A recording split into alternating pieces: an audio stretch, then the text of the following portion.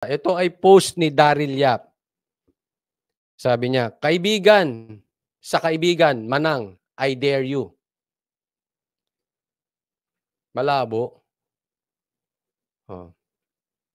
Basahin ko na lang sa inyo. Pinosto ni Daryl Yap at ito'y pinaparating niya kay Senator Amy.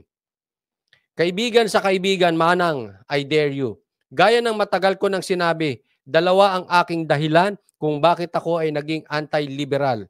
Kahit buong buhay ko, nakasimpatya ako sa mga Aquino, kanilang mga kakampi at ipinaglalaban. Ang mga dahilan na ito ay SAF 44 at Yolanda. So kaya ayaw niya na doon sa kampong yon ng mga dilawan ay yung SAF 44 at Yolanda. Bilang kaibigan mo, Senator Amy Marcos, bakit hindi ikwento paano po tayo naging magkakilala at bakit natin sabay na minahal si PRRD? Hindi po sapat na sabihin mo na sinusuportahan mo si PRRD laban sa mga emote ng pinsan mo. Referring to, we all know, to Tambaluslos. Mapag-emote talaga rin yung pinsan mo, no, Amy? Parang alam mo yung insecure ang babae na hindi siya sigurado na mahal siya ng boyfriend niya. Na hindi siya sigurado na tatagal siyang girlfriend o jowa ng kanyang boyfriend.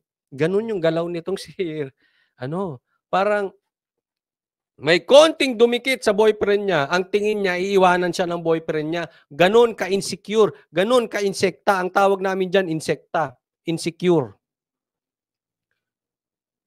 Bakit hindi po natin iklaro ang nangyari sa Yolanda? Eto na, panahon ng Yolanda. Bakit hindi nyo po ikwento na nung dumating sa Davao Disaster Brigade, kasama si PRRD, ay umiiyak si Tatay Digong at nagsabi pa ng nasaan ang Diyos dito, Amy?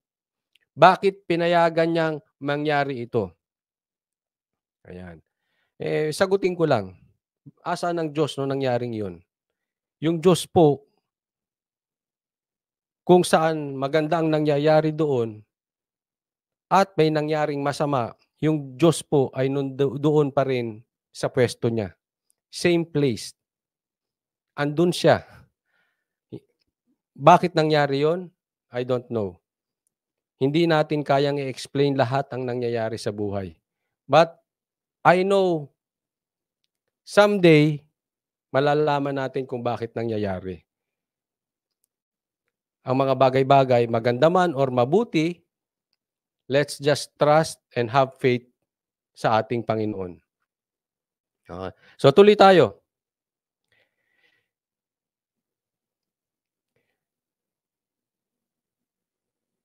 Sabi niya, asan ako? Doon din po sa mission na yan, ay tinanong kayo ng mga kasamahan ko, nasaan po si Martin Romualdez? Bakit si Alfred Romualdez lang ang nandoon? So tinatanong, asa na yung pinsan mong si Romualdez? Si Tamba, hindi pa Tamba pangalan niya noon. Asa na si Tamba? Hindi ka po sumagot, Senator. Nagtanong sa'yo kasi ikaw ang nasa bahay nila. Wala yung Yeda. Wala si Yeda. Wala si Yeda o wala si Yeda. O kung sino man. Ang naalala ko lang, sabi ng staff nyo doon, si Manang Amy po ang natutulog sa kwarto nila Sir Martin. So, nung may pangyayari sa Yolanda, si Amy ay nandoon sa kwarto ni Tamba. So, ang tanong ko po, Senator, kung nandun po si Martin Romualdez, gaya ng pinagsasabi ng mga pangit niyang friends. Uy, mga pangit ang friends mo. Kagaya ng kaibigan, magkakaparehas ang kaibigan, mga pangit. Hindi, tuloy po tayo. Mga pangit niyang friends sa social media, bakit po kayo ang natutulog sa bedroom nila? Bakit ka, natutulog sa kwarto nila Martin Romualdez? At bakit kayo ang nagmamando ng relief goods na ibinabagsak lang sa bahay nila? Ang totoong concern ko po ay hindi yung napakasinungaling nilang magsabing nandoon sila nung Yolanda. Kasi isang buwan kang natutulog sa kwarto nila. Ang tanong, saan po sila natutulog ng asawa niya? Sa maid's quarter? Sa maid's quarters? Ayan. Ang sabi, kasinungalingan. Kasi ang may nag-post dito, Speaker Martin Romualdez stayed in Tacloban with the people during the devastation that was Typhoon Yolanda. Your heroism o heroin? Heroism na lang. Hindi heroin. Will never be forgotten, sir. Ang sabi dito, sinungaling. Kasinungalingan. Ayan, maliwanag. Wala si Tamba nung panahon ng Yolanda.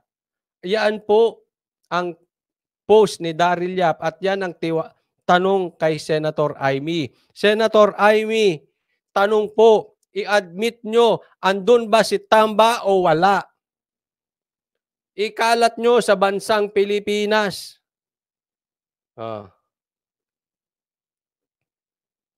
Kasi ang claim nila nandoon sila. Ba, saan sila natutulog? Bakit kayo daw ang nagfa-facilitate ng pamimigay? That is unlikely for Tamba, ha? Alam niyo naman po yan si Tamba eh. Pa-epal yan eh, di ba? Lahat ng bigayan kailangan nandoon siya.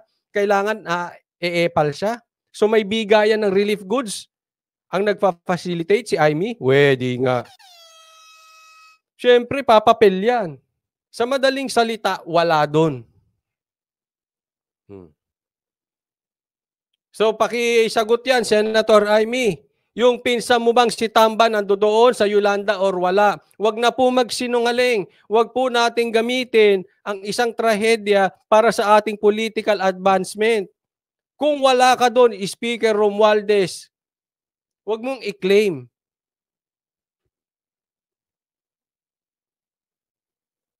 Magpakatotoo po kayo.